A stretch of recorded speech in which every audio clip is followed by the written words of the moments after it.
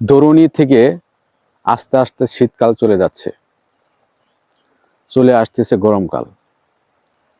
শীতকাল চলে যাওয়ার আগেই গাছিরা তাদের গাছ কাটা বন্ধ করে দিয়েছে, তারা চলে গেছে যার যার বাড়ি। তো প্রশ্ন একটা থেকেই যায়, কেন শীতকালে এই খেজুরের রস হয়, গরমকালে কেন খেজুরের রস হয় না? এর পিছনে কিছু চমকপ্রদ বৈজ্ঞানিক ব্যাখ্যা রয়েছে। আর তা হলো, গরমকালে বাতাসের তাপমাত্রা বেশি থাকে, যার ফলে গাছের ক্ষতস্থান দিয়ে বের হওয়া রস দ্রুত শুকিয়ে যায়।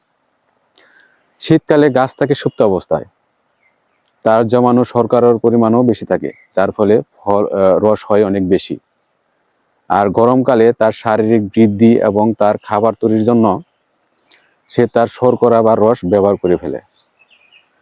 গরমকালে যেহেতু তাপমাত্রা বেশি থাকে, সে কারণে রসও দ্রুত নষ্ট হয়ে যায়। গরমকালে যে রস হয় না তা কিন্তু নয়, যে রস হয় তা তাপমাত্রার কারণে ব্যাকটেরিয়া এবং ইস্টের যে প্রাদুর্ভাব বেশি থাকে, যার কারণে রসটা হয়ে যায় নষ্ট, যা আর ব্যবহার করা যায় না।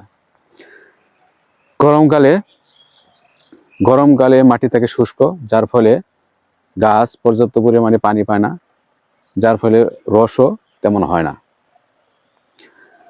রস সংগ্রহের জন্য মূলত 20 ডিগ্রি বা এর আশেপাশের টেম্পারেচার খুবই প্রয়োজনীয়, যা একমাত্র শীতকালে হয়ে থাকে। গরমকালে থাকে উচ্চ তাপমাত্রা, যার কারণে রস সংগ্রহ কষ্টসাধ্য, বেশ জটিলও বটে। তাই সাধারণত শীতকালেই এই খেজুরের রস হয়ে থাকে।